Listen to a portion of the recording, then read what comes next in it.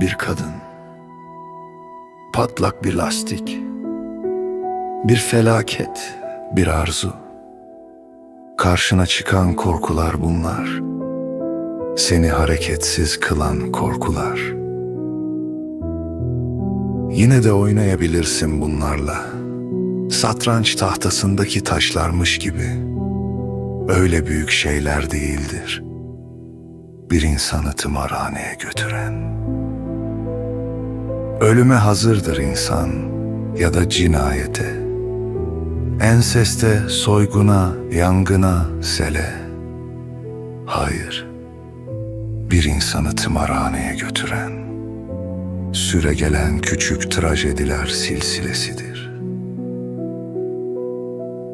Aşık olduğu kişinin ölümü değil, hiç olmayacak yerde, ayakkabı bağcığının kopmasıdır.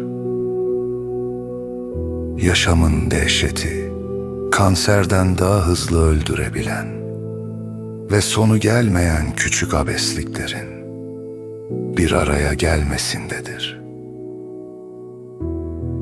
Plakalar, vergiler, zamanı geçmiş ehliyetler ya da işe girmeler, işten kovulmalar, yaptıkların ya da sana yapılanlar, kabızlık, hız cezaları, ırkçılık ya da cırcır böcekleri, fareler, termitler, hamam böcekleri, sinekler, ekrandaki çatlak bir kıvrım ya da benzinin bitmesi ya da fazla gelmesi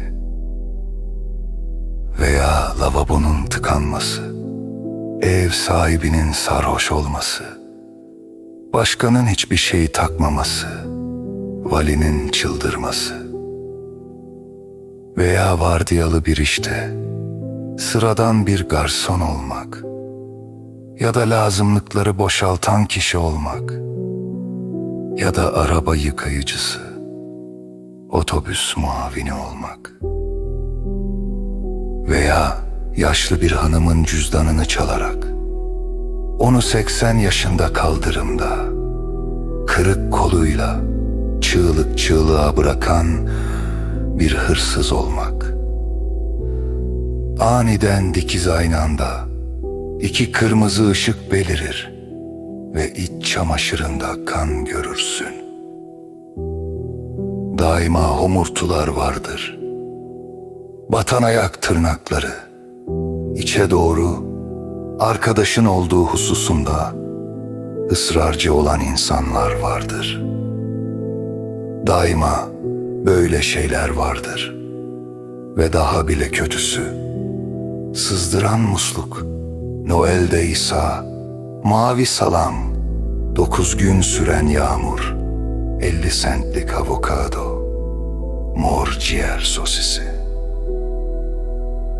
Kopan her bir ayakkabı bağcığında, kopmuş her yüz ayakkabı bağcığında, bir adam, bir kadın, bir şey girer tımarhaneye. Bu yüzden dikkatli olun. Eğilirken onları bağlamak için.